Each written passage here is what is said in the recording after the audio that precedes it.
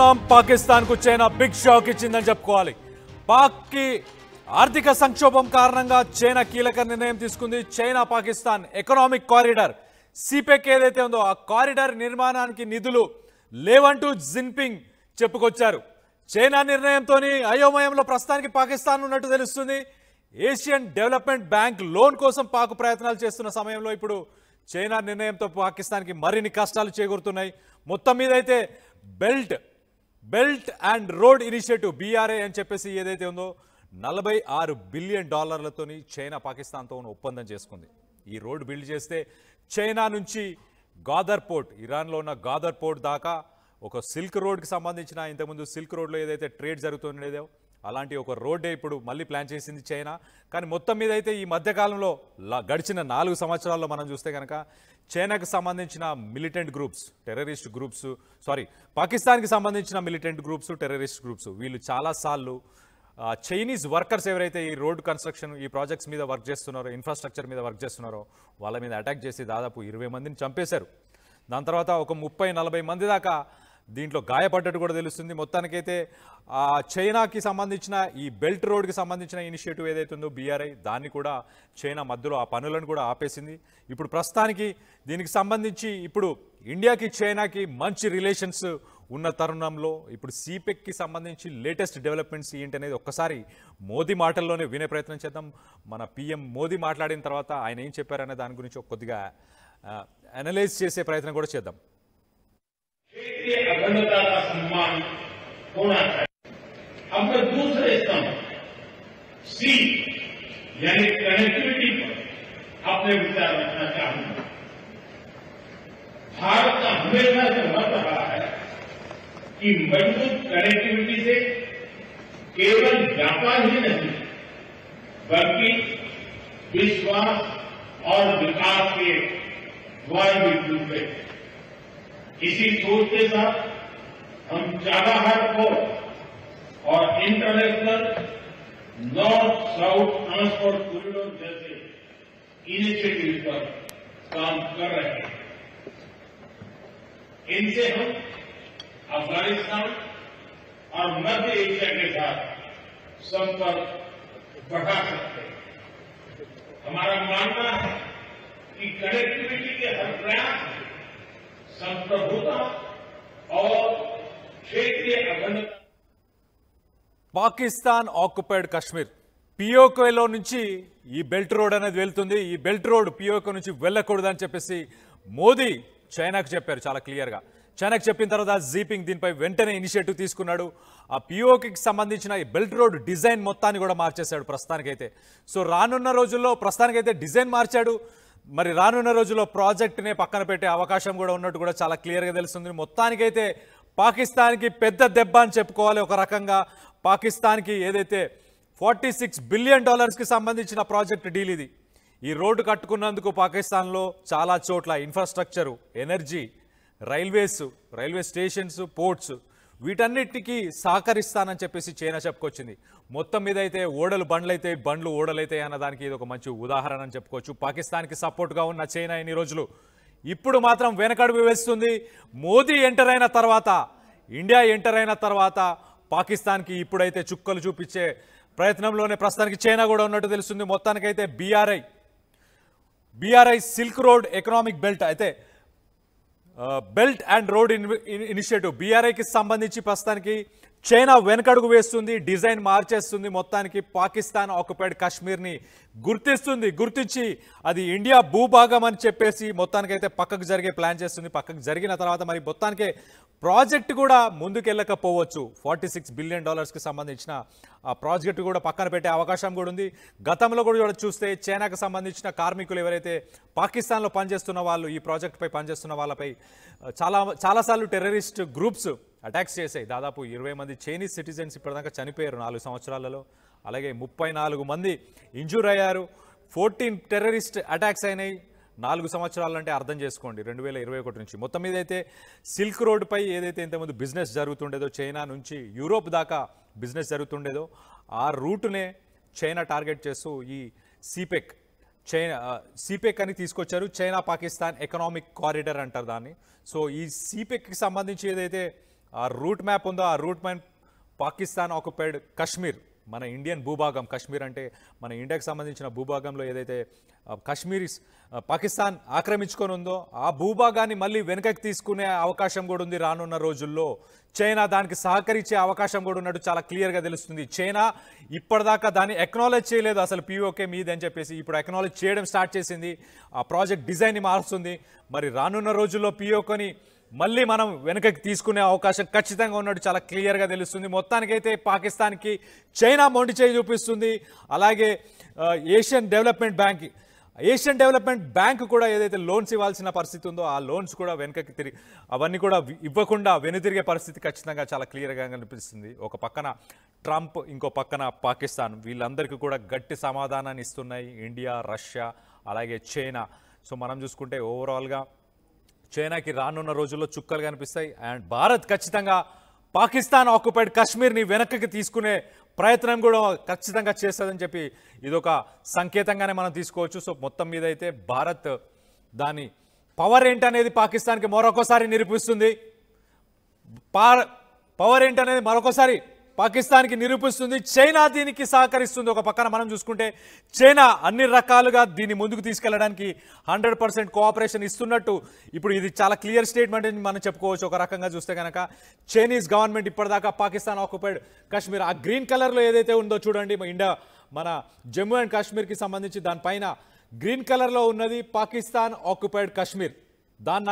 దాని నుంచే చైనాకి సంబంధించిన ఆ బెల్ట్ రోడ్ అనేది వెళ్తుంది. ఆ బెల్ట్ రోడ్, ఆ సిల్క్ రోడ్కి సంబంధించి ఏదైతే సిపెక్, చైనా పాకిస్తాన్ ఎకనామిక్ కారిడార్కి సంబంధించిన బెల్ట్ రోడ్ ఏదైతే ఉందో ఆ బెల్ట్ రోడ్ వెళ్తుంది. ప్రస్తుతానికైతే ఆ డిజైన్ మార్చేశారు.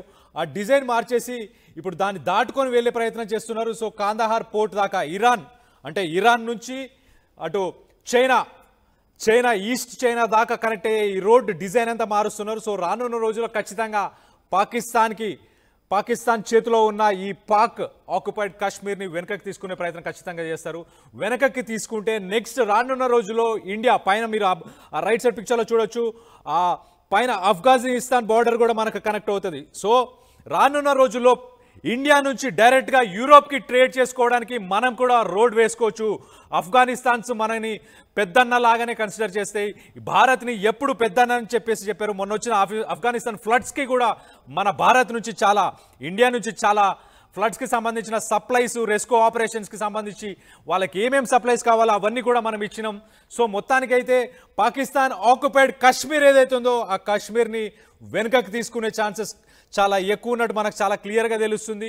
ఇప్పుడు మిగిలింది అమెరికా కూడా ఏదో ఒక రోజు పాకిస్తాన్కి హ్యాండ్ ఇస్తుంది.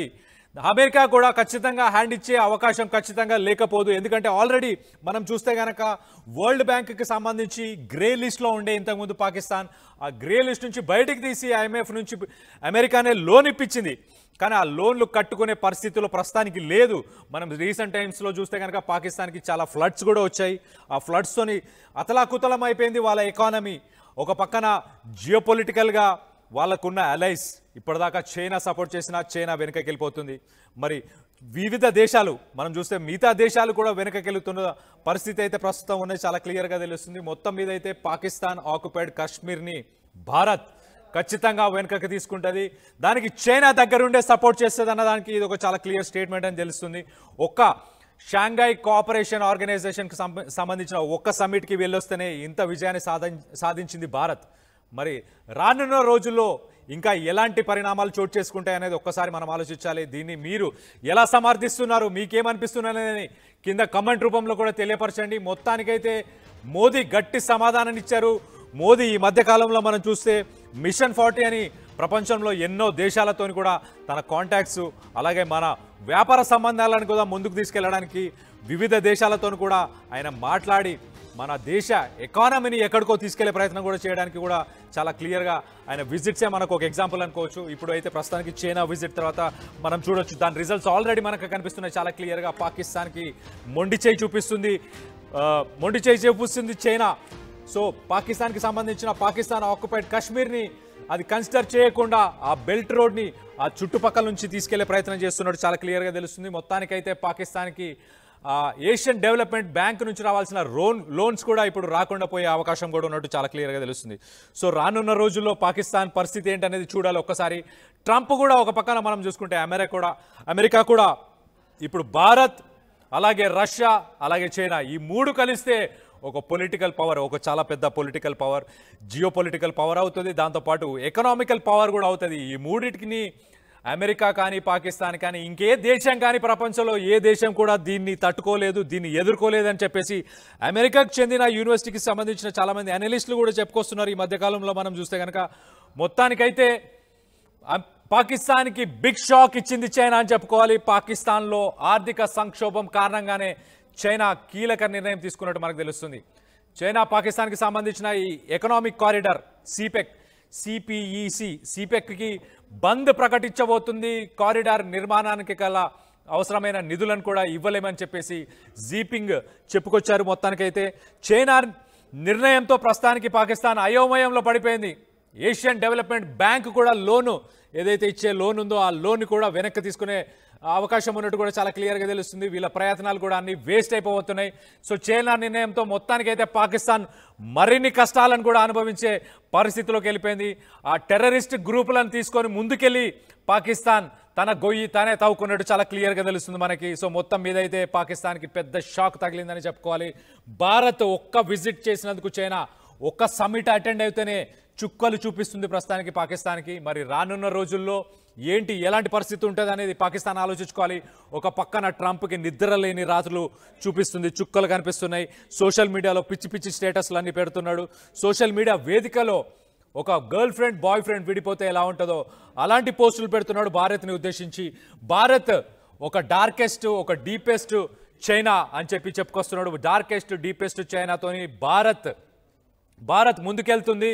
భారత్ ఒక డెమోక్రసీ, ఇండియా ఒక డెమోక్రసీ, ప్రపంచంలో లార్జెస్ట్ డెమోక్రసీ అయిన ఇండియా, యూరోపియన్ యూనియన్, అలాగే యుక్రెయిన్, అలాగే అమెరికా మాలాంటి డెమోక్రసీస్తో కలిసి ఉండాలి. కానీ ఇది చాలా రష్యా కూడా మాకు మంచి మిత్రుడే, ఇండియా కూడా మంచి మిత్రుడే. కానీ దురదృష్టవశాత్తు ప్రస్తుతానికి రష్యా అలాగే ఇండియా వీళ్ళిద్దరూ ఒక డిక్టేటర్ అయిన చైనాతో ముందుకెళ్తున్నారు. అది చాలా దురదృష్టకరం అని చెప్పేసి ఆయన సోషల్ మీడియాలో కూడా ఒక పోస్ట్ పెట్టుకొచ్చాడు. మొత్తానికైతే పాకిస్తాన్కి అయితే చుక్కలు కనిపించే రోజులు దగ్గరలో పడుతున్నట్టు చాలా క్లియర్గా తెలుస్తుంది. అలాగే అమెరికా కూడా చుక్కలు కనిపించే రోజు చాలా దగ్గరలో ఉన్నట్టు కూడా తెలుస్తుంది. ట్రంప్పై ఎపిస్టీన్ ఫైల్స్కి సంబంధించి ఆల్రెడీ ప్రజలు నిరసనలు తెలియజేస్తున్నారు. లాస్ ఏంజల్స్లో ఆయన ఏదైతే మిలిటరీని వాడాడో, కాలిఫోర్నియాకి సంబంధించి నిరసనలు ఏవైతే జరిగినాయో దాంట్లో మిలిటరీని ఏదైతే యూజ్ చేశాడో ఆ మిలిటరీకి సంబంధించి ఆ సుప్రీం కోర్టు కూడా ఒక స్టేట్మెంట్ చాలా క్లియర్గా ఇచ్చింది. ఏ ప్రెసిడెంట్ కూడా ఇప్పటిదాకా ఇలాంటి చర్యలు తీసుకోలేదు. ప్రజలని తొక్కి పెట్టడానికి మిలిటరీని దింపాడు ట్రంప్. మొత్తం మీద అక్కడ సుప్రీంకోర్టు కూడా ఒక జడ్జిమెంట్ ఇచ్చింది. ట్రంప్ లాంటి ప్రెసిడెంట్ ఎవరు ఇప్పటిదాకా రాలేదు.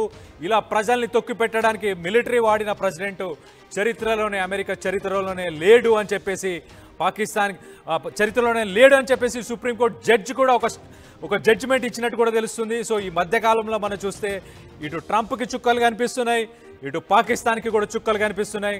సో రానున్న రోజుల్లో ప్రపంచాన్ని ఏలేది మనమే. ఇండియా శాసిస్తే దానికి తగ్గట్టే అన్ని దేశాలు, ఇతర దేశాలు కూడా దానికి తగ్గట్టే వాళ్ళు అనుకరిస్తారు అని కూడా చాలా క్లియర్గా తెలుస్తుంది. మొత్తం మీద చైనా అయితే పాకిస్తాన్కి మొండి చేయి చూపించింది.